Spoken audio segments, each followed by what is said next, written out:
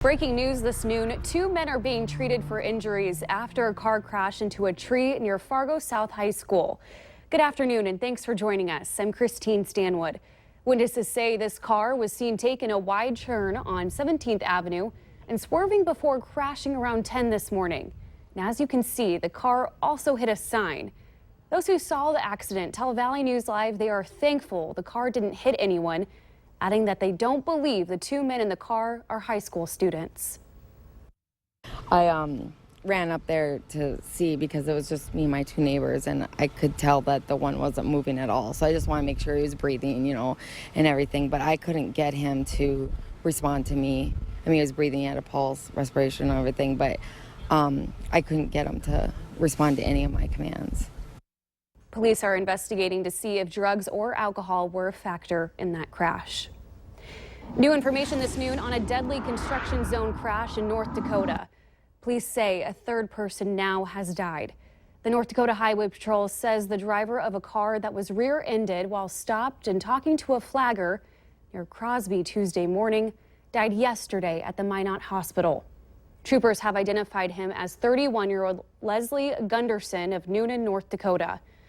2 girls in his car, 2-year-old Shaylee and 8-year-old Shelly Gunderson, died at the scene. 4-year-old Shelton Gunderson was also in the car and is hospitalized with serious injuries. The pickup driver and the flagger were injured but not transported for treatment. The Highway Patrol identifies the pickup driver as 49-year-old William Kohler of Chiefland, Florida. And new information today on human fingers found. In May at the Minnesota State Park in downtown East Grand Forks, police have now determined they were from a 23-year-old man involved in a Grand Forks fireworks accident in April. Investigators say it's unknown how the fingers ended up on the other side of the river a month later. West Fargo police are now confirming the deaths of a husband and wife this week. They were a murder-suicide. They say Clarence Baumgartner shot his wife Tammy and turned the gun on himself. Police say Tammy had moved out of the house and the couple was going through a divorce. We're watching a developing story on a close call for Moorhead police today.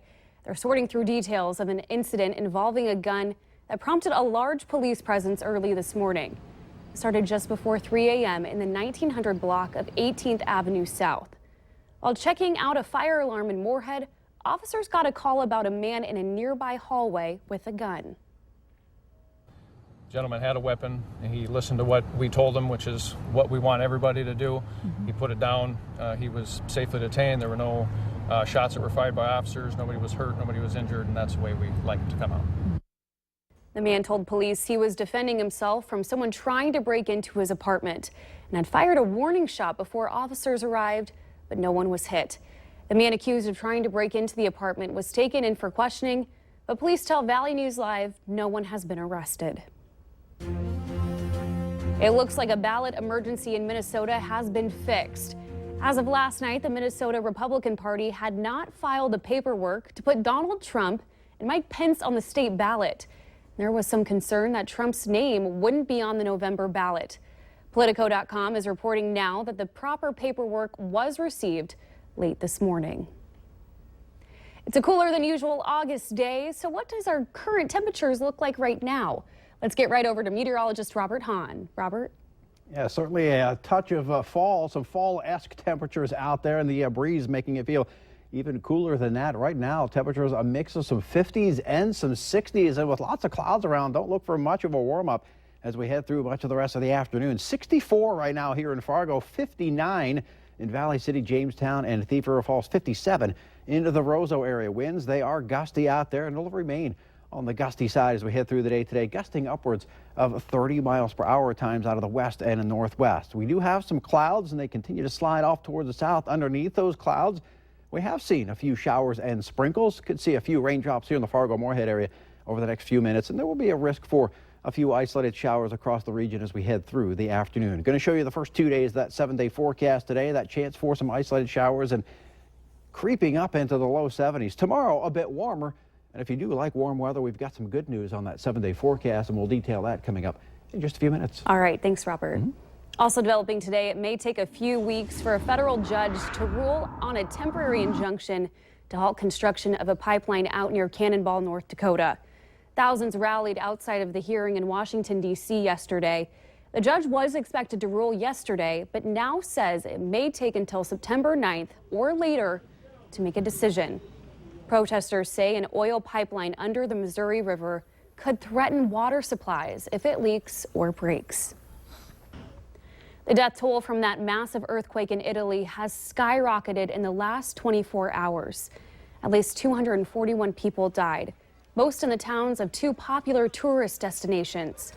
Rescue crews have been working around the clock to find survivors in the rubble.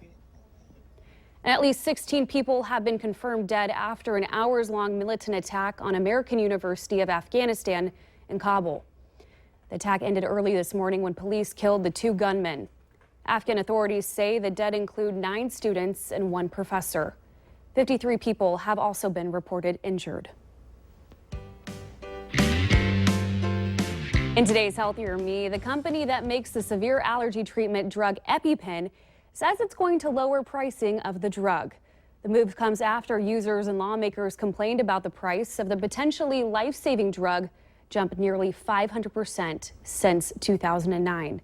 Mylan says it's reducing the patient cost through a savings card, which will cover up to $300 for the EpiPen 2-pack and cut the full price in half.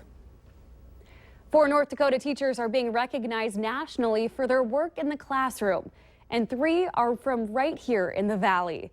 The Presidential Award for Excellence in Math and Science Teaching is going to Michelle Strand of West Fargo High School, Angela Stoa-Lip of Ed Clapp Elementary in Fargo, and Jonathan Fogelberg of Mayport CG High School in Mayville. Lonnie Ray Miller of Bismarck is also being honored. Each receives $10,000 and a trip to Washington, D.C. for the award ceremony. The pendulum is swinging between supersized houses of the last decade and what the tiny house movement is pushing. Still to come on your news at noon, who's leading the charge towards smaller homes in the United States.